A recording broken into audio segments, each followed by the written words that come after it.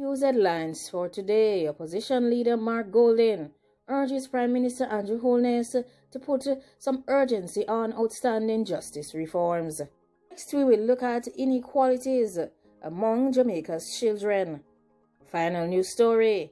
Andrew Holness, PJ Patterson and Bruce Goldin have said that once the vaccine is available, they will be taking it. In our first news story, newly appointed leader of the opposition, Mark Goldin, is urging Prime Minister Andrew Holness to get cracking with outstanding justice reforms, which includes making a decision on Jamaica's final appellate court. The leaders were speaking at the swearing-in ceremony for the newly appointed president of the Court of Appeal, Justice Patrick Brooks. There is, of course, some unfinished work to be done.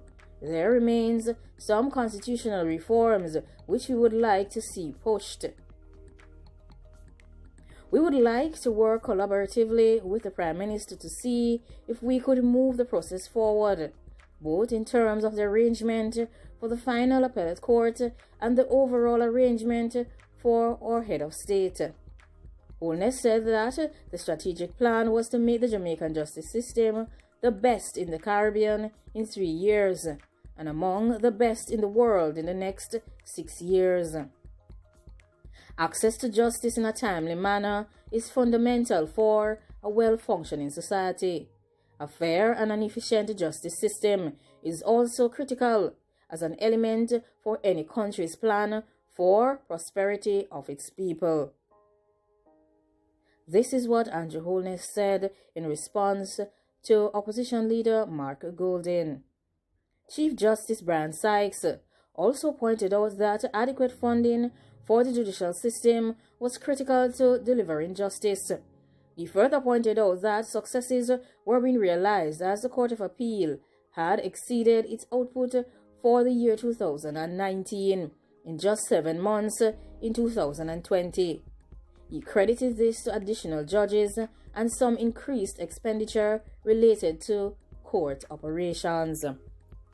The question of funding now is of great significance, and so I believe that we need to rethink about how we fund the judiciary. Brooks, who viewed this momentous occasion as one to enact changes, has vowed to continue the legacy of Justice Dennis Morrison, who he succeeds as president, supported Goldin's call, mentioning that Dr. Lloyd Barnett had raised the issue on the weekend. Brooks mentioned that the Court of Appeal has been hearing applications and cases by video conferencing and teleconferencing as it operates amidst the pandemic. It has taken some time to get used to, and there are still some teething pains as we have technical glitches, he said, adding that it was unlikely that the court would return fully to in-person hearings only. It will hopefully result in reduced costs to counsel and to the litigants. It will, however, require a greater outlay by the court in technical infrastructure and the demand for better telecommunication support. He further suggested that the next natural step was to have the court fully digitized to facilitate attorneys filing documents in electronic format. As the pandemic continues across the globe, there are issues that are rearing their ugly heads. And one of these is the inequalities that exist amongst children across the globe. Jamaica is not indifferent to this condition. Many experts from the UNESCO have said that the recovery of the education sector will require additional resources and improvement in the distribution process.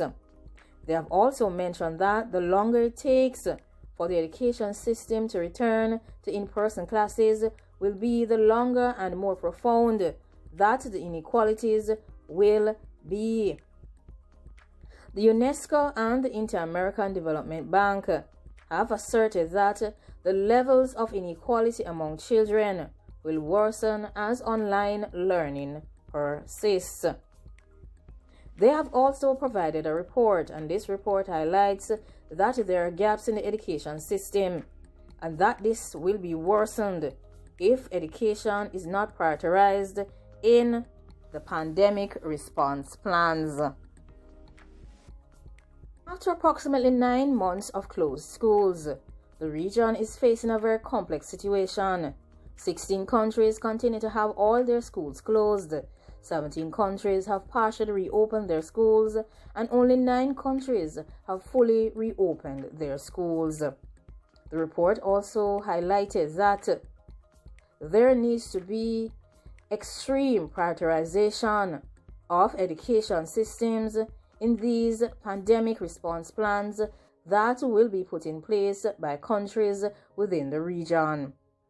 Diagnostic assessments at the grade 6 level are also worrying, and this means that the children are scoring less than other children would have done in previous years.